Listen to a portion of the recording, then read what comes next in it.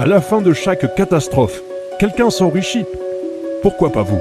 Vous ne pouvez pas supporter cette putain de vérité. Comment pouvez-vous être aussi stupide? Tant qu'il n'y aura pas de limite à la quantité d'argent que les gouvernements donneront au monde pour faire fonctionner la presse à imprimer, le Bitcoin aura une vie et il va augmenter de 20, 30, 40%.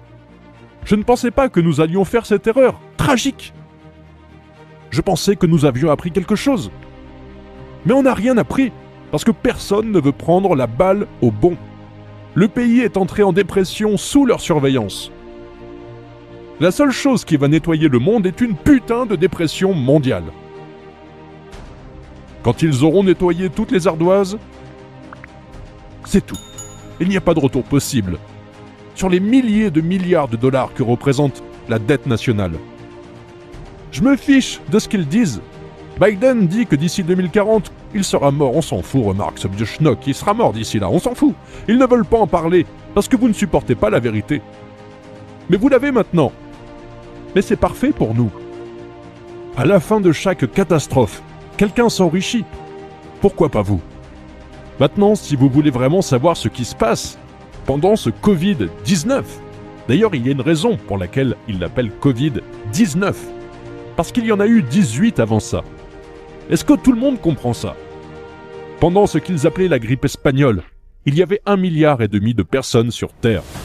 500 millions ont été infectés. Suis-je le seul à comprendre ça? 1/3 de la planète.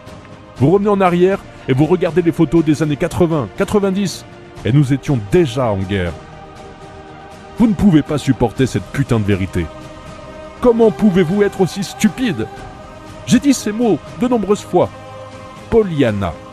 Le monde est en train d'être Pollyanna.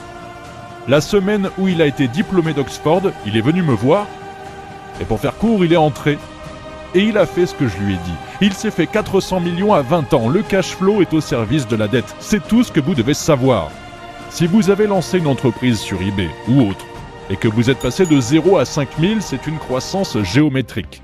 Car vous êtes passé de 0 à 5000. Si vous êtes passé de 0 à 50 000, 100 000, c'est une croissance géométrique. Ce n'est pas différent d'Elon Musk, de Bill Gates, de Steve Jobs. Mais ensuite, que se passe-t-il? Tu commences à t'inquiéter de l'argent que tu as gagné. Et tu arrêtes de jouer pour gagner et tu commences à jouer pour ne pas perdre.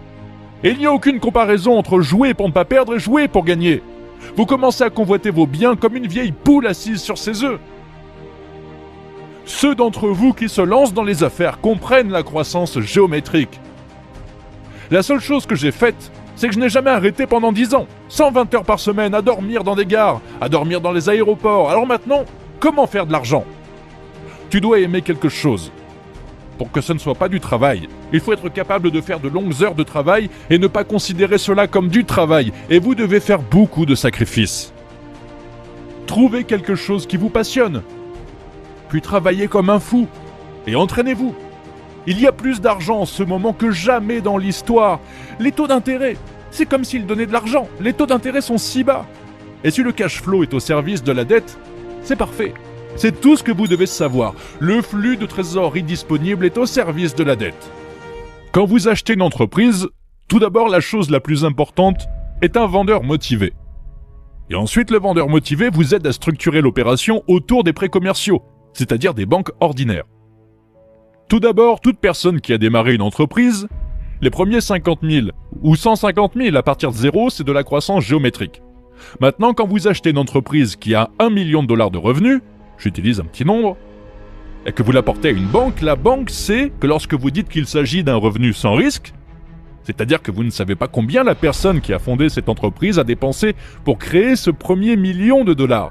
Vous ne payez pas pour les 5 millions qu'il a investis pour faire sa start-up, pour faire ces 1 million. Les banques comprennent intellectuellement. Oh, c'est dérisqué parce que vous achetez le revenu de la ligne supérieure. L'autre chose, c'est qu'on vous ne proposera jamais une affaire qui ne prévoit pas que le cash flow libre couvrira toujours le service de la dette.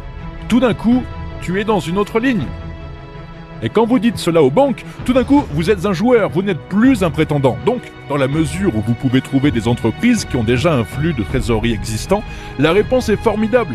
Et vous n'achetez pas des situations de redressement. Soir scintillait